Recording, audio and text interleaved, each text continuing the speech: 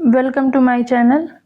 तो यहाँ पर जो है हम यूजीसी नेट 11 दिसंबर 2026 बैच के लिए सारी 10 यूनिट्स जो हैं आप लोग को यूट्यूब पर फ्री में कवर करा रहे हैं, ठीक है।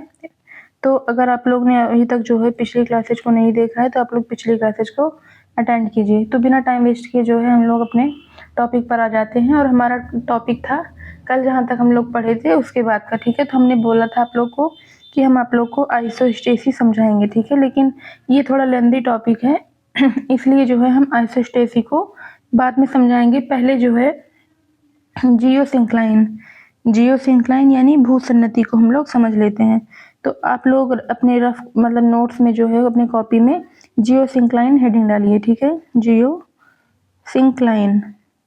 और एक चीज आप लोग पीपीटी के चक्कर में मत रहिए, ठीक है। जैसे हम नोट्स लिखवा के पढ़ा रहे हैं, जीरो पीपीटी यूज कर रहे हैं, आप लोग को लिखा रहे हैं, समझा रहे हैं, फिर पढ़ा रहे हैं, ऐसे कर रहे हैं, यही आप लोग को सिलेक्शन दिला देगा, ठीक है। ऐसे ही पढ़ते रहिए, पीपीटी के चक्कर में मत जाइए, ठीक है। तो यहाँ पर हेडिंग डालिए जियोसिंक्लाइन। तो सबसे पहले हम बता देते हैं कि जियोसिंक्लाइन क्या होता है। जियोसिंक्लाइन होता है, जैसे मान लीजिए ये कोई भूखंड है, ऐसे 1 मिनट, ये एक भूखंड है मान लीजिए ऐसे, ठीक है। और ये भूखंड जो है वो लंबा है, सकरा है, ठीक है। और उथला जलीय भाग से घिरा हुआ है ऐसे। 1 मिनट, इसको थोड़ा और अच्छे से बनाते हैं। ये ऐसे है मान लीजिए, ठीक है। ऐसी कुछ स्थलाकृति, ठीक है, ऐसी स्थलाकृति। ये हमारा है जियोसिंक्लाइन। जियोसिंक्लाइन होता क्या है, यह मतलब एक ऐसा, जियोसिंक्लाइन मतलब गड्ढा, भूसन्नति मतलब गड्ढा समझिए, ठीक है। ये मान लीजिए एक ऐसा गड्ढा होता है जिसमें लगातार अवसाद जो होते हैं, इसमें लगातार अवसाद ऐसे इकट्ठा होते रहते हैं। अवसाद मतलब जो खराब चीजें होंगी, जो वेस्ट होगा, ठीक है। अवसाद, आई होप आप लोग समझ रहे होंगे कि अवसाद क्या होता है, ये सारी चीजें, ठीक है। जैसे मलबा हो गया, ठीक है। तो यहाँ पर अवसादों का जो होता है वो निरंतर जो होता है वो जमाव होता रहता है। और इसमें जो होती है भूसन्नति की एक विशेषता होती है कि इसमें जो होता है वो जल भी ऐसे भरा रहता है जल भी रहता है और इसमें अवसादों का जमाव भी होता रहता है। ये है अवसाद, ठीक है, ये है अवसाद और ये हमारा जल, ठीक है। और ये जो है किनारे वाला, ये दृढ़ भूखंड बोलते हैं इसको। अभी परिचय लीजिए, अभी लिखाएंगे तब आप लोग को और अच्छा समझ में आएगा, ठीक है। अभी बस परिचय ले रहे हैं हम कि कैसे क्या होता है। किनारे के भाग को बोलते हैं दृढ़ भूखंड, ठीक है। इसमें जो इकट्ठा हो रहा है लगातार उसको बोलते हैं अवसाद, और इसमें जल भरा हुआ है, ठीक है। बिल्कुल बेसिक से चलेंगे और आप लोग को एडवांस तक लेके जाएंगे, ठीक है। तो ये इसमें क्या होता है, जब अवसाद जो होते हैं लगातार ऐसे जमा होता रहता है अवसादों का।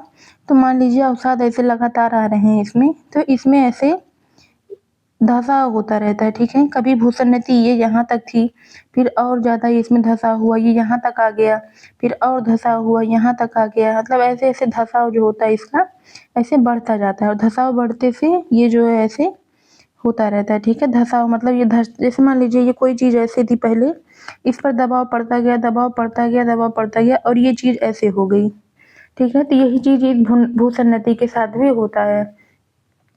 तो अवसादों के जमाव से जो होता है ये ऐसे इसकी स्थलाकृतियाँ हो जाती हैं। और भूसन्नति की एक विशेषता ये होती है कि इसका भूसन्नति का जो मतलब मॉडल होता है, जैसे वो हमेशा एक समान होगा। मतलब जहाँ भी भूसन्नति पाई जाएगी वो लगभग इसी विशेषताओं से घिरी होगी, ठीक है। तो भूसन्नति जो होता है एक गड्ढा होता है जिसमें लगातार अवसाद इकट्ठा होते रहते हैं। अवसाद इकट्ठा होने से उसमें जो होगा वो तली में धसाव होता रहेगा और उसमें जल भी पाया जाता है, ठीक है। तो अब आप लोग जो है लिखिए भूसन्नति क्या होता है, हेडिंग डालिए। अब आप लोग लिखिए कि भूसन्नति क्या होता है, हेडिंग डालिए, लिखिए भूसन्नति। हम बोल रहे हैं अब जो, ठीक है, उसको लिखते चलिए point two point. First point लिखिए। अगर आप लोग को ये स्क्रीन जो है सिर्फ ब्लैक ऐसे दिख रही हो तो फिर हम बोल तो रहे हैं ना, जो बोल रहे हैं उसको लिखिए, ठीक है। और यहाँ पर हम साथ में थोड़ा लिखने की भी कोशिश करेंगे। हालांकि स्टाइलस से लिखने में थोड़ा प्रॉब्लम होती है, बट फिर भी करते हैं कोशिश, ठीक है। लिखिए भूतल पर लंबे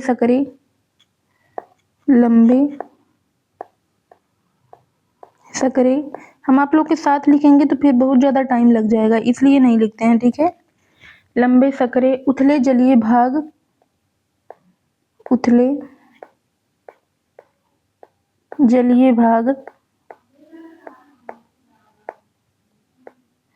जिनमें निरंतर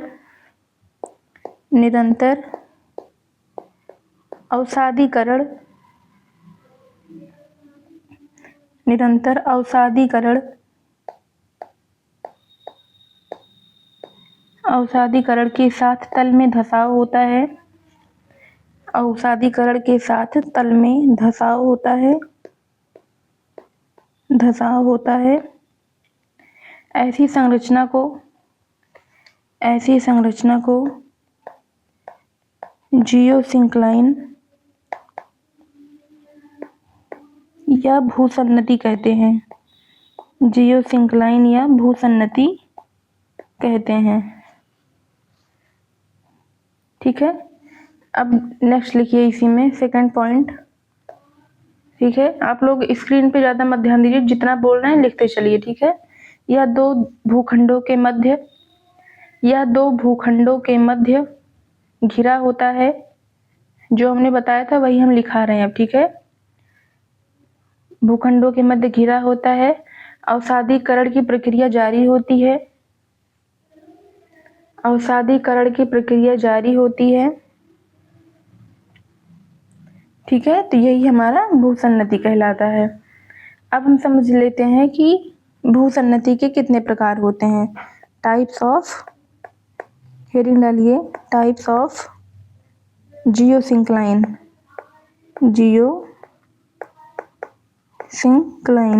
भूसन्नति के प्रकार, ठीक है। तो पहला होता है, इसके 2-3 प्रकार हैं मान लीजिए, ठीक है। मायोजियोसिंक्लाइन, MIO जियोसिंक्लाइन, ठीक है, मायोजियोसिंक्लाइन। दूसरा है, इसको बोलते हैं ईओ जियोसिंक्लाइन, ईओ, ठीक है, ईओ जियोसिंक्लाइन, ऐसे लिख लीजिए आप लोग, ठीक है। थर्ड इज टैफ्रो, इंग्लिश हिंदी मत देखिए, ठीक है, इंग्लिश में ही ऐसे इसको बोलते हैं, नाम ही इसका यही है। टैफ्रो की हिंदी कुछ नहीं है, ठीक है। यू को यू ही बोलेंगे, ठीक है, मायो को मायो ही बोलेंगे। तो टैफ्रो जियोसिंक्लाइन ऐसे लिख लीजिए आप लोग, जियोसिंक्लाइन, ठीक है। तो अब हम लोग इसको एक एक करके तीनों जो है समझ लेते हैं कि ये होता क्या है, ठीक है। तो मायोजियोसिंक्लाइन में लिखिए, फर्स्ट लिखिए, हेडिंग डालिए अब, मायोजियोसिंक्लाइन, इसमें लिखिए आप लोग, यदि जियोसिंक्लाइन का विकास मग्न तट ऐसे रहेगा, ठीक है। अभी समझाते हैं। मग्न तट,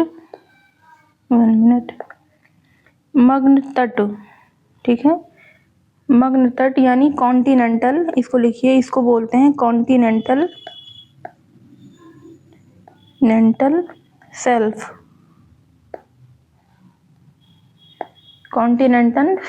ठीक है, मग्न तट के सहारे होता है, तो इसे मायोजियोसिंक्लाइन कहते हैं।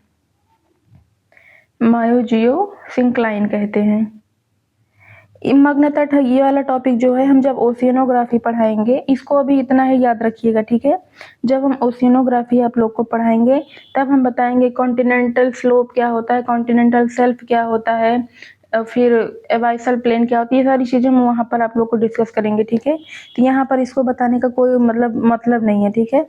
तो अब हम लोग आ जाते हैं नेक्स्ट पे, और नेक्स्ट है हमारा ईओ जियोसिंक्लाइन, ठीक है, ईओ जियोसिंक्लाइन। इसमें लिखिए आप लोग, इसको समझा देंगे हम। इसमें जैसे मान लीजिए ये हम बताएं आप लोग को, जैसे ये 2 प्लेटें हैं, जब ये एक दूसरे के ऐसे पास आती हैं, ठीक है, तो जब पास आती हैं तो यहाँ पर हमने बताया था कि ये ऐसे गर्त का निर्माण करती हैं, ठीक है। ये देखिए यहाँ पर ये गर्त का निर्माण करती हैं, तो गर्त का निर्माण करती हैं, फिर हमने बताया था यहाँ अवसादों का जमाव भी होता है, यही तो हमने बताया था जब प्लेट विवर्तन की, आप लोग को प्लेट टेक्टोनिक पढ़ाए थे, ठीक है। अवसादों का जमाव होता है, इसमें तली में धसाव भी होगा तो ये जियोसिंक्लाइन बना देगा। तो इसको बोलते हैं, प्लेटों के जब टकराने से होता है तो इसको हम बोलते हैं जियोसिंक्लाइन। ठीक है, इसमें लिखिए आप लोग फर्स्ट पॉइंट लिखिए इसमें, जब दो प्लेटों का अभिसरण होता है, जब दो प्लेटों का अभिसरण होता है तो निर्मित गर्त में अवसादों का जमाव होता है, गर्त में अवसादों का जमाव होता है, फलतः तली में धसाव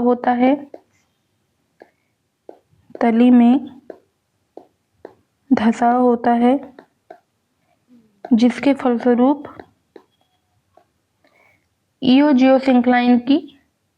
जियोसिंक्लाइन का निर्माण होता है। ठीक है, इसको बोलते हैं जियोसिंक्लाइन। थर्ड लिखिए, थर्ड टाइप है हमारा टैफ्रो क्या होता है, ऐसे लिख लीजिएगा, हिंदी नहीं होती इसकी। ठीक है, टैफ्रो हमने बताया था, जैसे जब हम block mountain, Horst mountain, ramp valley, rift valley बता रहे थे तो हमने बताया था कि जब जो है बीच का भाग ऐसे नीचे धंस जाता है, तो फिर जो मतलब भू आकृति बनेगी यहाँ पर, वो हमारा ऐसे टैफ्रो जियोसिंक्लाइन बनेगा। ठीक है, तो इसमें भी क्या होगा, यहाँ पर भी एक जियोसिंक्लाइन का निर्माण हुआ है। ठीक है, हमने 3 जगह देखा कि अभी कहाँ कहाँ जियोसिंक्लाइन का निर्माण हो रहा है, तो एक जगह ये भी है, यहाँ भी जो होगा वो अवसादों का जल का जमाव होगा यहाँ भी। ठीक है, यहाँ भी जो होंगे वो अवसादों के जमाव होंगे। ठीक है, तो जब जल और अवसाद दोनों का जमाव होगा, सारी विशेषताएं वही पाई जाएंगी, तो ये हमारा टैफ्रो जो होगा, टैफ्रो जियोसिंक्लाइन कहलाएगा। तो आई होप आप लोग को आज जियोसिंक्लाइन और टाइप्स ऑफ जियोसिंक्लाइन क्लियर हो गया होगा। ठीक है, तो अब हेडिंग डालिए आप लोग बिना टाइम वेस्ट किए, कॉन्सेप्ट ऑफ जियोसिंक्लाइन, मतलब जियोसिंक्लाइन की संकल्पना, जियोसिंक्लाइन। ठीक है, कॉन्सेप्ट ऑफ जियोसिंक्लाइन, ये हमारी हेडिंग है। ठीक है, तो इसमें आप लोग लिखिए, थोड़ा फैक्चुअल चीज़ें हैं। ठीक है, इसमें फर्स्ट लिखिए, हेडिंग डालने के बाद फर्स्ट लिखिए जियोसिंक्लाइन की, चाहे लिखिए जियोसिंक्लाइन की या भूसन्नति की संकल्पना का सूत्रपात। ठीक है, का सूत्रपात जेम्स हॉल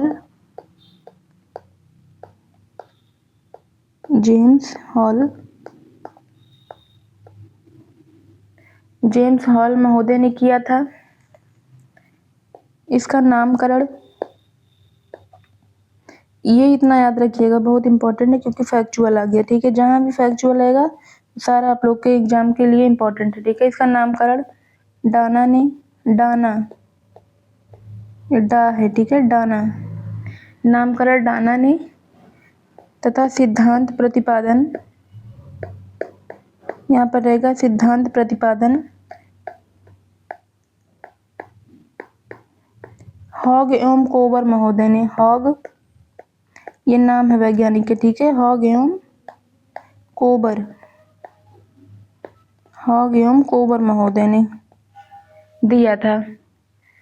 ठीक है, अब हम लोग सबसे पहले समझते हैं, मतलब सूत्रपात किसने किया, मतलब इस संकल्पना का जो सूत्रपात है, मतलब जो सबसे पहले इस संकल्पना का खोज किया वो किसने किया, जेम्स हॉल ने। भूसन्नति शब्द किसने दिया, मतलब नामकरण कौन किया इसका, तो नामकरण डाना ने किया। ठीक है, और सिद्धांत प्रतिपादन, मतलब इसके लिए सबसे पहले सिद्धांत कौन बनाया, तो हॉग और कोबर ने। ठीक है, अब हम लोग जो है वो हॉग और कोबर को समझेंगे। ठीक है, तो सबसे पहले हॉग थ्योरी समझ लेते हैं हम लोग। हेडिंग डालिए आप लोग, हॉग थ्योरी।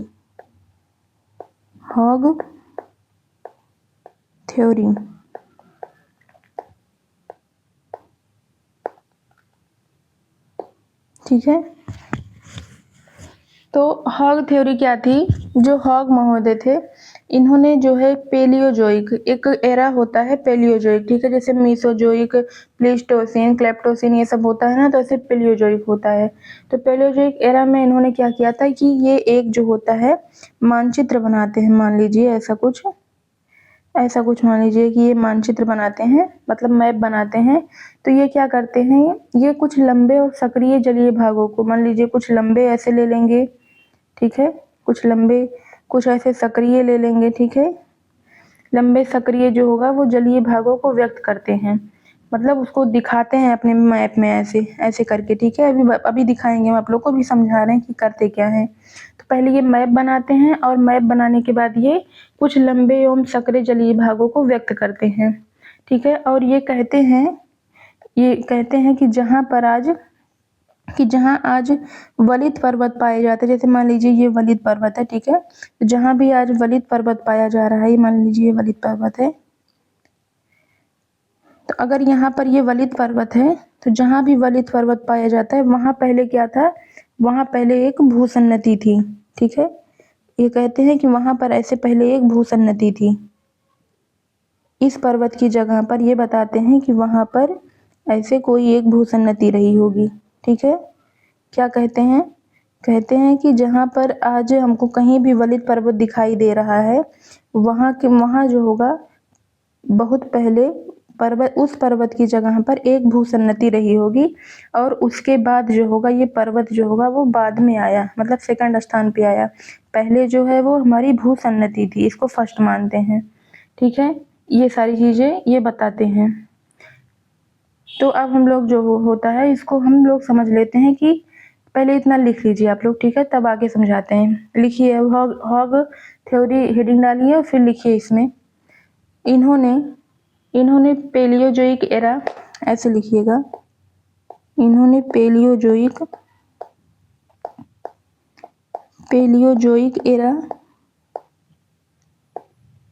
एरा ऐसे रहेगा, ठीक है, एरा का मानचित्र खींचकर लंबे व सक्रिय जलीय भागों को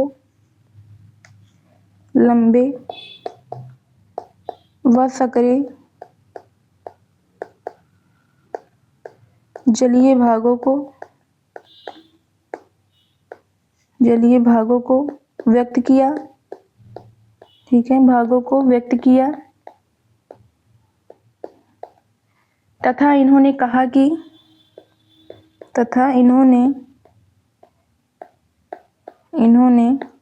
कहा कि जहां आज वलित पर्वत प्राप्त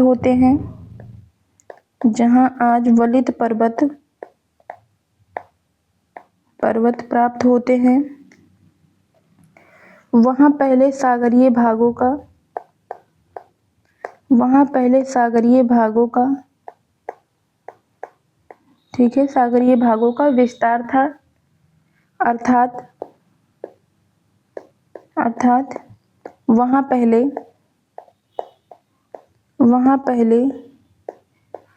भूसन्नति पाई जाती थी,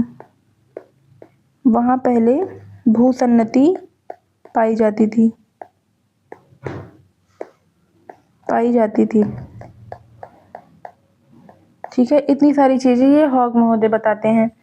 तो इन्होंने क्या क्या बताया, इन्होंने सबसे पहले बताया कि एक पेलियोजोइक एरा था, उसमें जो है ये मानचित्र खींचते हैं। अभी मानचित्र हम दिखाते हैं कि उनका मानचित्र कैसे था, ठीक है। तो लंबे और सक्रिय जलीय भागों को उसमें व्यक्त किया, मतलब उसमें जो है ड्रॉ करके मैप जो है प्रॉपर दिखाए। उसके बाद जो वलित पर्वत थे, ठीक है, वलित पर्वत को उन्होंने सागरीय भागों का विस्तार बताया, जो कि जैसे ये वलित पर्वत है हमारा, ठीक है, ये वलित पर्वत है। तो इन्होंने बताया कि इस वलित पर्वत की जगह पर पहले जो है वो ऐसे जियोसिंक्लाइन यानी भूसन्नति स्थापित थी, ठीक है। ये सारी चीजें ये हॉग महोदय बताते हैं। तो अब जो है हम इनके जो है मानचित्र को देख लेते हैं। तो इनका मानचित्र जो है, मतलब इनका मैप जो है कुछ इस प्रकार से था, ठीक है, कुछ इस प्रकार से ऐसे था। ये है इनकी मानचित्र, ये लंबा लेते हैं और सक्रिय जलीय भाग को लेते हैं, ठीक है। तो यहाँ पर देखिए कि ये लंबा भी दिख रहा है और सकरा भी दिख रहा है, ठीक है, ये लंबा और सकरा दोनों दिख रहा है। इनका मानचित्र कुछ इस प्रकार से था, ठीक है। आप लोग ऐसे इसको मैप बनाइए नोट्स में। अभी एक एक करके हम आप लोग को बता रहे हैं, ठीक है। पहले ऐसे इसको ड्रॉ कर लीजिए। ये हॉग महोदय ने ऐसे बनाया था अपने जो ये कॉन्सेप्ट दिए थे, ठीक है। तो पहली इन्होंने 4 भूसन्नति बताए थे और 5 दृढ़ खंड बताए थे, ठीक है। तो पहला कौन सा बताए, ये पहला देते हैं रॉकीज, ठीक है। यहाँ पर अगर आप लोग देखें तो इसको अगर हम उत्तर अमेरिका मान लें इतने को, ठीक है, अगर इतने को उत्तर अमेरिका मान लें तो ये हमारा रॉकीज है, ठीक है, मतलब उत्तर अमेरिका है इनके अकॉर्डिंग, ठीक है। तो यहाँ पर जो होगा वो रॉकीज जो है यहाँ पर भूसन्नति पाई जाती है। और फिर यहाँ पर है हमारा, इसको बोलते हैं रॉकीज जो है यहाँ पर ये भूसन्नति पाई जाती है। फिर दूसरा जो है वो टेथिस, इसको बोलते हैं टेथिस, ऐसे बनाते चलिए, ठीक है। इसको बोलते हैं टेथिस, ये 2 हो गया। और तीसरे को बोलते हैं यूराल, ये यहाँ पर जो है इसको बोलते हैं यूराल, ठीक है। 3 हो गया। 4 भूसन्नति लेंगे और 5 दृढ़ भूखंड लेंगे, ठीक है। तो अभी जो है हम भूसन्नति की बात कर रहे हैं। तो 3 भूसन्नति यहाँ पे हो गई। चौथी भूसन्नति है ये, ठीक है, इधर वाली को, इतने को जो है यूराल कहेंगे, इतने को, ठीक है। इतना जो है वो यूराल है और इतना जो है वो हमारा, इसको बोलेंगे परिप्रशांत, ठीक है, परिप्रशांत लिख लीजिए आप लोग ऐसे, परिप्रशांत। 4 भूसन्नतियाँ हमारी हो गई, ठीक है। तो ये रही हमारी भूसन्नति, 4 भूसन्नति, ठीक है, भूसन्नति। अब जो है हम लोग बात करेंगे कि 5 दृढ़ खंड कौन कौन से हैं, ठीक है। तो अब हम 5 दृढ़ खंडों के बारे में बात करेंगे। तो 5 दृढ़ खंड को जो है हम दूसरे पेन से लिख देते हैं, ठीक है। इन्होंने क्या बताया, 4 भूसन्नति बताई जो हमने अभी एक्सप्लेन कर दिया, ठीक है। अब हम बात कर रहे हैं कि 5 दृढ़ भूखंड थे। तो वो 5 दृढ़ भूखंड कौन कौन से थे। फर्स्ट यहाँ पे रहेगा नॉर्थ अटलांटिक, ठीक है, नॉर्थ अटलांटिक आप लोग लिख लीजिए, यहाँ पर जगह कम है, ठीक है। नॉर्थ अटलांटिक लिख लीजिए आप लोग। फर्स्ट इज नॉर्थ अटलांटिक और सेकंड है यहाँ पर अफ्रीका, ब्राजील,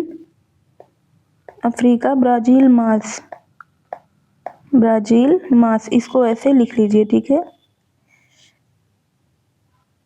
ये 2 हो गया हमारा। थर्ड यहाँ पर आएगा प्रशांत, ठीक है, थर्ड इज प्रशांत, यहाँ पर लिख लीजिए। ये 3 हो गया हमारा, ठीक है। और फोर्थ आएगा हमारा, फोर्थ इन्होंने यहीं पर माना है, यूराल के साइड ही माना है, ठीक है।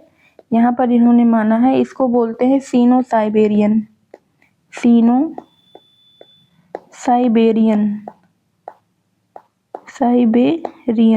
ठीक है, साइबेरियन, सीनो साइबेरियन। ये 4 हो गया। और फिर 5वां है हमारा, 5वां यहाँ पर आएगा, ठीक है, इस जगह पर। तो इसको लिख लीजिए आप लोग, ये वाला इस जगह पे है, ठीक है। यहाँ पर हमको जगह कम है इसलिए हम यहीं पे लिख दे रहे हैं। हम जहाँ डॉट दिखा रहे हैं उसी डॉट पर है, ठीक है, उसी डॉट पर है। जगह कम होने की वजह से हम जो है नीचे लिख दिए हैं, ठीक है। आप लोग यहीं पे लिखिएगा, यहाँ पे, ठीक है, इस जगह पर। तो यहाँ पर जो है, यहाँ पर है हमारा ऑस्ट्रेलिया, इंडिया, मेडागास्कर, मार्स, लिख लीजिए, इस जगह पर है, देखिए ऑस्ट्रेलिया,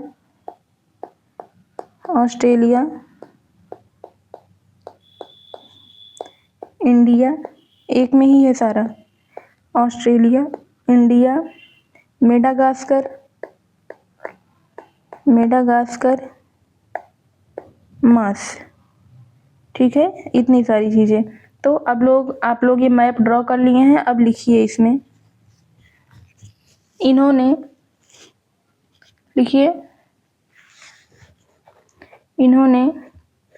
5 दृढ़ भूखंड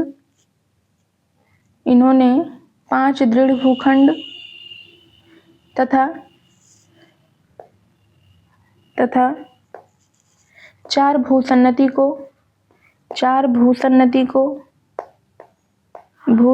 को अपने मानचित्र में दिखाया है, अपने मानचित्र में दिखाया है।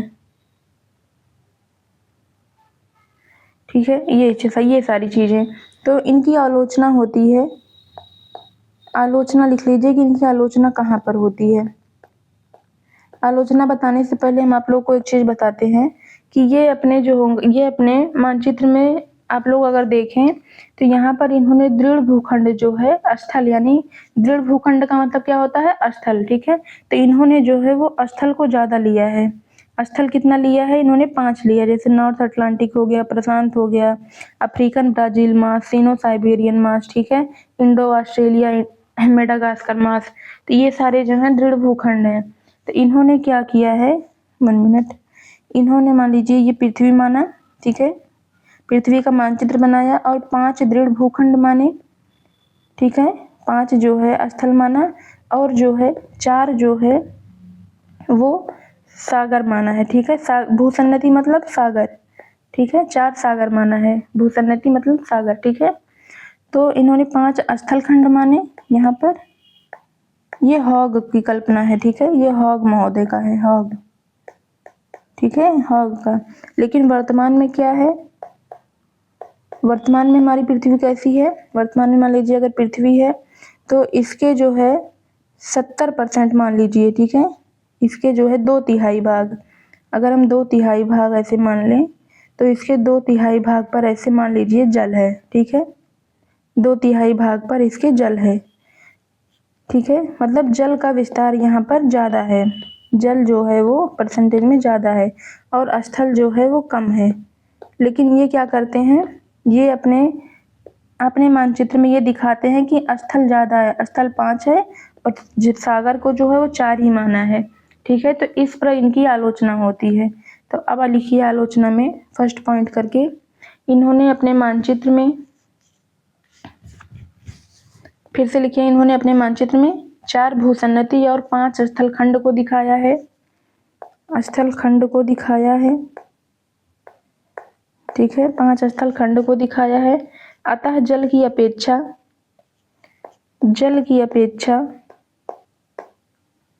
ठीक है, अतः जल की अपेक्षा स्थल के विस्तार को ज़्यादा बताया है, स्थल के विस्तार, ठीक है, स्थल के विस्तार को ज़्यादा बताया है। जबकि पृथ्वी पर 2/3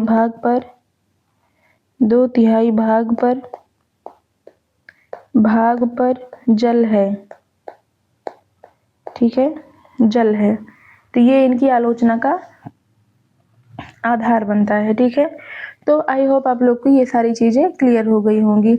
अब हम लोग देख लेते हैं कि जियोसिंक्लाइन की अवस्थाएं क्या होती हैं।